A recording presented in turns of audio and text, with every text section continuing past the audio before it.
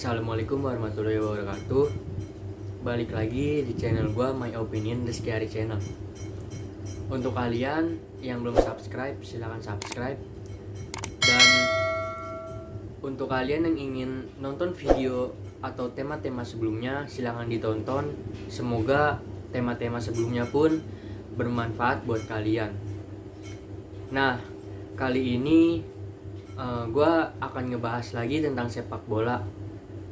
Lebih tepatnya itu gue menganalisa sebuah pertandingan. Pertandingan ini yang gue tonton dan yang gue lihat gitu. Ada 3 pertandingan yang gue tonton. Yang pertama Aston Villa versus Sheffield United. Yang kedua itu final Coppa Italia Juventus versus Napoli. Dan yang terakhir Manchester City versus Arsenal. Nah, gue akan ngebahas yang pertama dulu, yaitu Sheffield United menghadapi Aston Villa. Sebenarnya pertandingan ini sebenarnya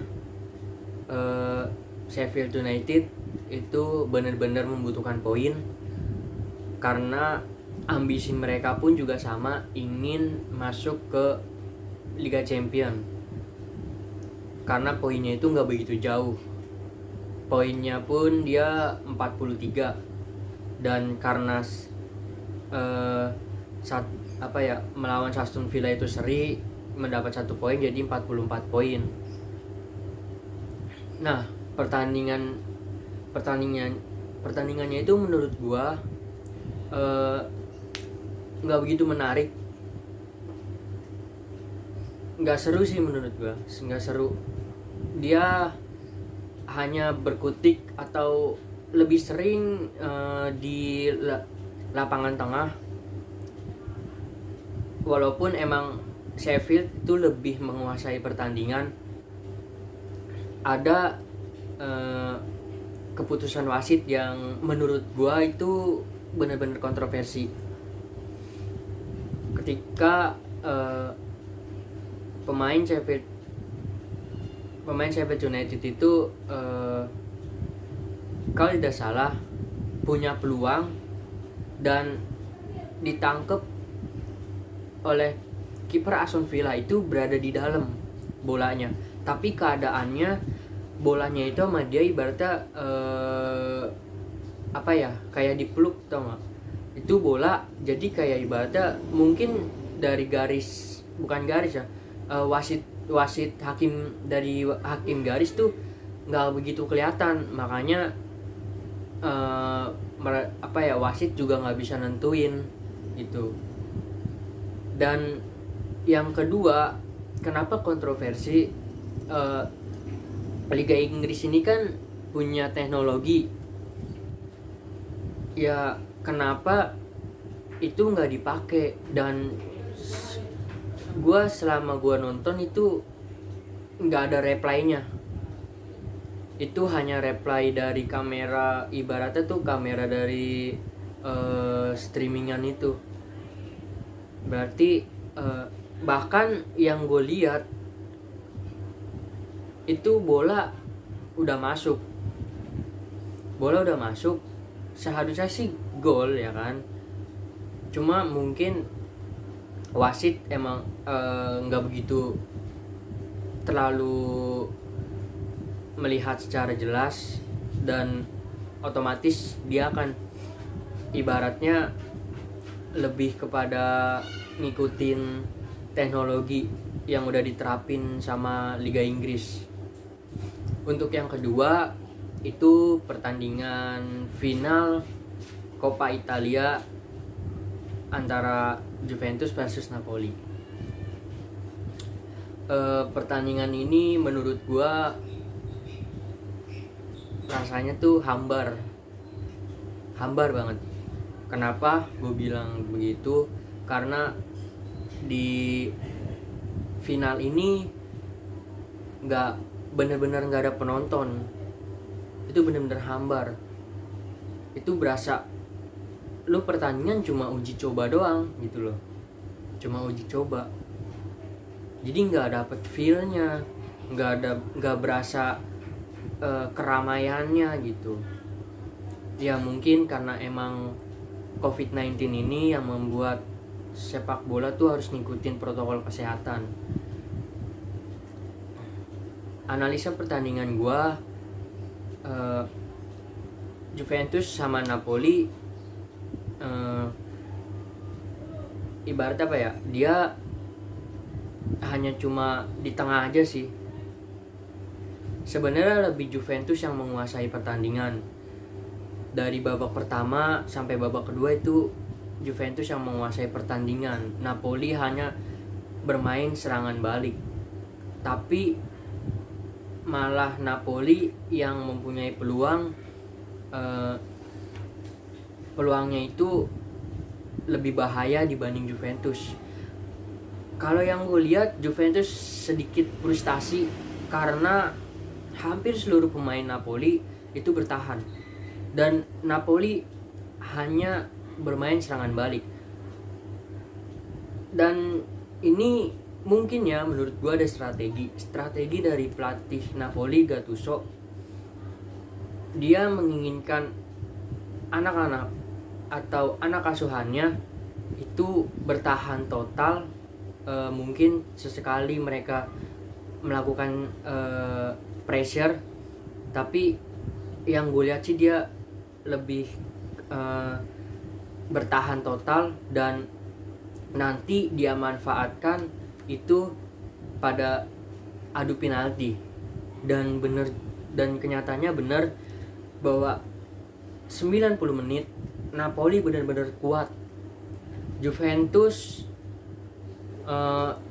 bener-bener nggak bisa buat selalu nyerang gitu. Bahkan mereka pun bingung mau ngoper kemana. Terus mau crossing pun dia juga kebingungan siapa yang akan dituju. Cristiano Ronaldo nggak berkutik, Dybala apalagi. Ini bener-bener taktik yang menurut gue berhasil. Dan di penalti pun kiper Napoli ini bener-bener menurut gue hebat. 2 kali menggagalkan penendang dari Juventus. Sebenarnya nggak 2 kali sih, 1 kali itu dari Dybala dan Danilo itu melambung tinggi.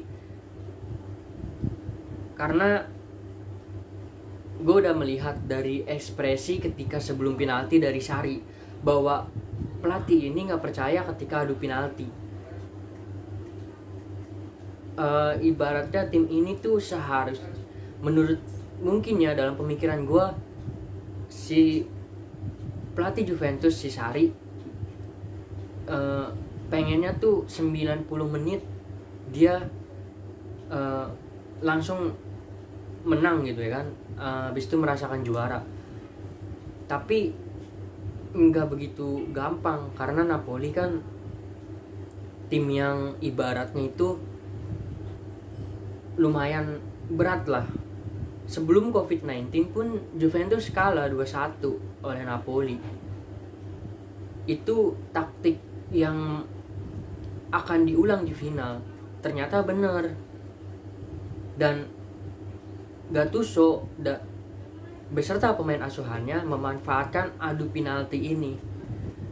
Mentalnya lebih kuat dibanding Juventus yang notabene itu selalu juara di Coppa Italia. Ini sinyal bagi Juventus karena di Liga Italia juga dia hanya beda 1 poin. Poinnya pun sekarang 63 dan Lazio 62. Kalau misalnya terus-terusan seperti ini, Juventus bisa turun klasemen. Dan untuk Napoli ini adalah modal atau motivasi buat selanjutnya. Seenggaknya dia udah megang kunci atau tiket Europa League gara-gara juara Coppa Italia. Nah, itu analisa pertandingan yang kedua dari gua.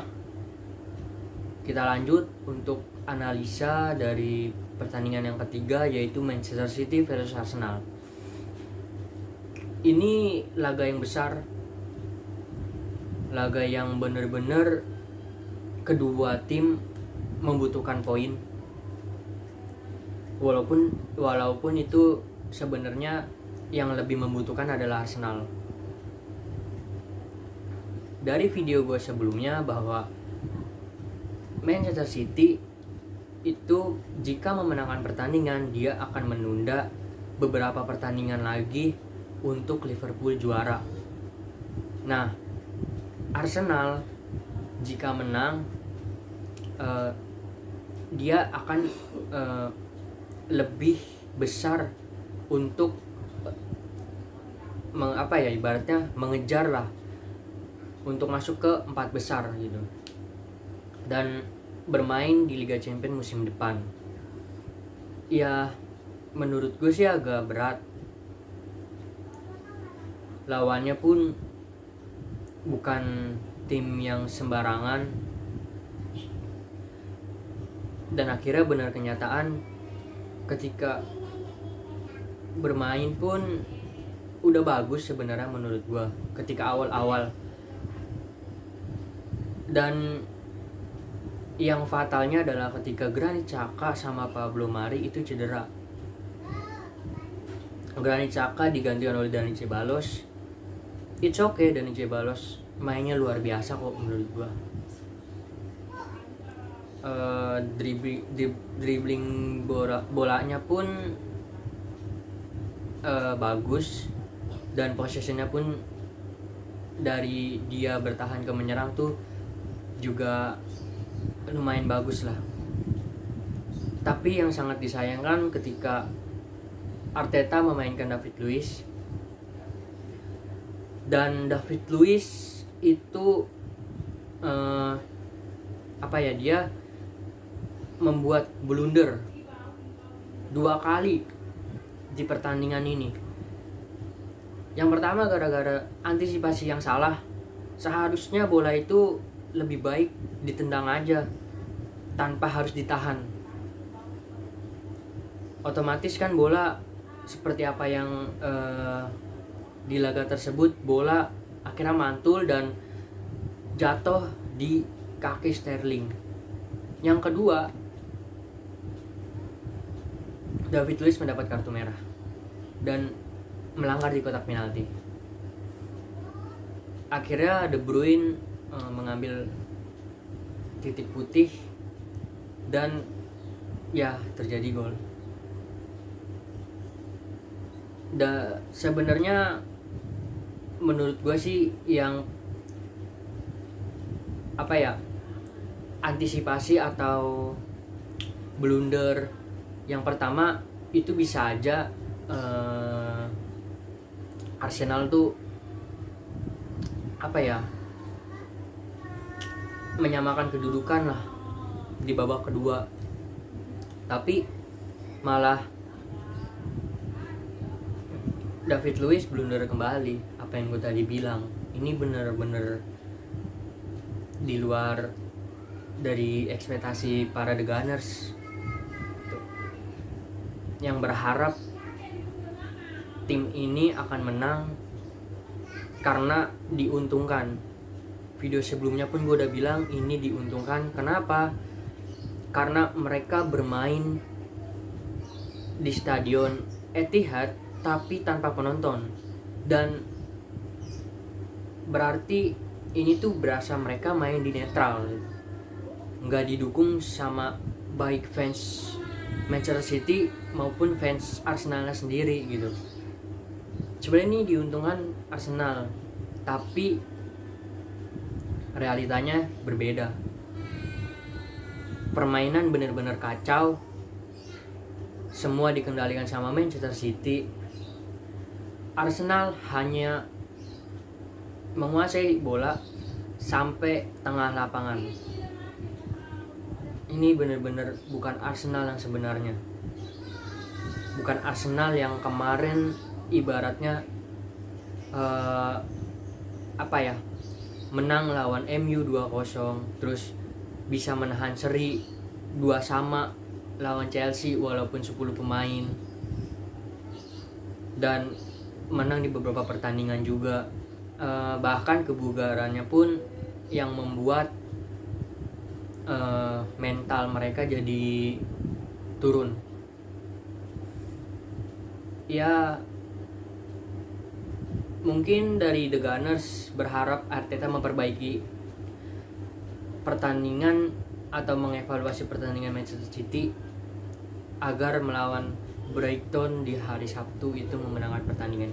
Dan Manchester City pun pasti ada evaluasinya juga, tapi dia tetap mempertahankannya untuk meraih poin terus-terusan sampai akhir musim. Walaupun bisa dibilang Liverpool tanda kutip kalau menurut gue pribadi itu bisa dibilang juara. Itu aja analisa dari gue. Ini adalah pendapat gue. Mohon maaf kalau misalnya pendapat gue ada kalimat atau ucapan yang menurut kalian itu salah. Saya Rizky Hadi Gunawan. Selamat beraktivitas, jaga kesehatan. See you next time.